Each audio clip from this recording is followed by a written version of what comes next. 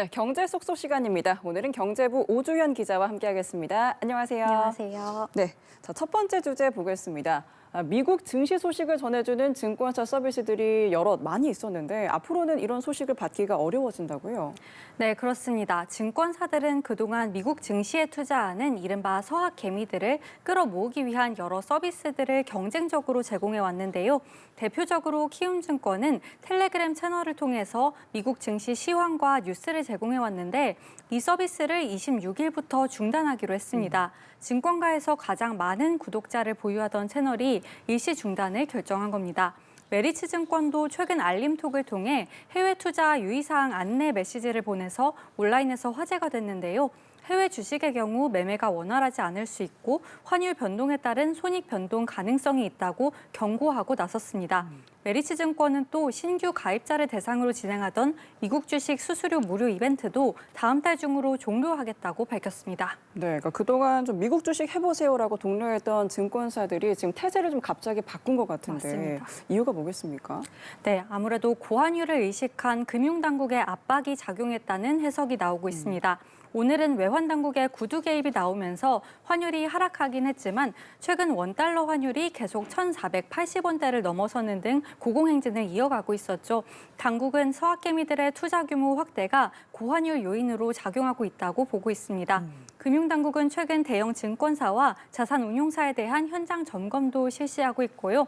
이들에게 사실상 해외 투자 신규 마케팅을 중단하라고 요구한 상황입니다.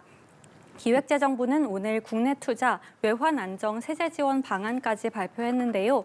내용을 같이 보시면 해외 증시 투자자들이 12월 23일 기준으로 보유한 해외 주식을 매각하고 그 자금을 국내 주식에 장기 투자를 하면 일정 한도에서 해외 주식 양도세를 한시적으로 부과하지 않겠다는 내용이 담겼습니다. 네, 그러니까 널뛰는 환율이 잡힐 수 있을지 지켜봐야겠습니다.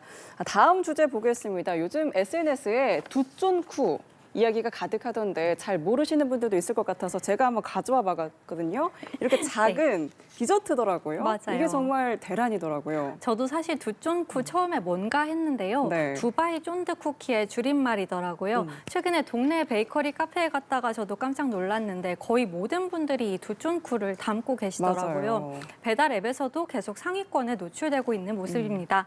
지난해 열풍이 불었던 두바이 초콜릿과 유사하게 카다이프 면, 피스타치오, 초콜릿 등을 이용해서 만들어지는 디저트인데요. 비싼 가격 때문에도 화제가 되고 있습니다. 네. 보통 주먹보다 작은 크기인데 제일 저렴한 게 한 개에 4,000원, 비싼 건 10,000원대에도 팔리고 있습니다. 이런 SNS에는 우스갯소리로 집값보다 이게 더 문제다 이런 이야기도 나오고 있더라고요. 네. 업계에 따르면 주 재료인 카다이프와 피스타치오 스프레드가 모두 수입 상품이다 보니 원가 자체가 높습니다. 또 배달앱 수수료가 40% 가까운 수익을 가져가고 있기 때문에 가격이 더 비싸질 수밖에 없다 이런 이야기도 나옵니다. 그렇죠. 성인들도 부담스러운데 계속 사 먹게 되잖아요. 네. 아이들이 자꾸 사달라고 하면 부모님들의 부담도 역시 클 것 같습니다. 식품 물가가 올해도 많이 올랐잖아요. 내년 전망은 좀 어떻습니까? 네, 내년 물가 상황도 녹록지 않을 것으로 보입니다. 조금 전에도 말씀드렸지만 최근에 계속 1,400원대 후반 환율이 굳어지면서 주요 원재료를 수입에 의존하는 식품 기업들이 원가 부담을 호소하고 있습니다. 또 수입 제품을 판매하는 유통업계도 압박을 받고 있는 상황인데요. 벌써 내년 초에 인상이 예고된 품목들이 있습니다. 세븐일레븐과 GS25 같은 편의점들이 자체 브랜드죠. PB 제품 가격을 내년부터 인상하기로 했습니다. PB 제품은 원래 고물가 시대에 경쟁력을 갖추기 위해서 일부러 저렴하게 판매하는 제품들인데요. 원가 부담을 이기지 못했다는 설명입니다. 고환율이 고착화되면 이후에도 릴레이 인상이 이어질 수 있다는 우려가 나옵니다. 네, 그렇군요. 알겠습니다. 다음 주제 살펴보도록 하겠습니다.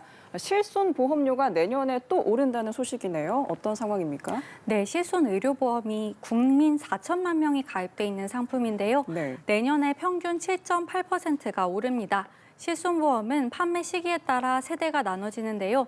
3세대 인상률은 평균 16%, 4세대 인상률은 20%에 달해서 큰 인상폭을 체감하게 되실 분들도 있겠습니다. 이처럼 인상률이 높은 건 해당 세대의 손해율이 월등히 더 높기 때문입니다.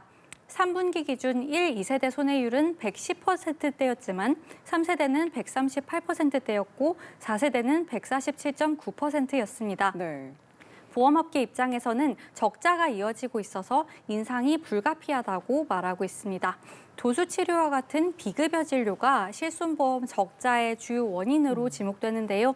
실손보험 적자 규모는 지난해 1조 6천억 원을 넘어섰는데 올해도 1조 원 이상 순손실이 예상됩니다. 알겠습니다. 마지막 주제로 넘어가 보도록 하겠습니다.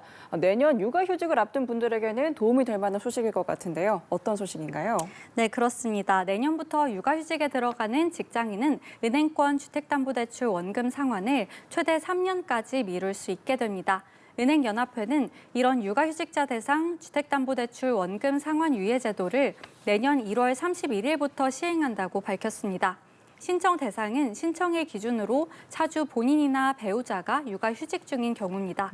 다만 조건이 있는데요.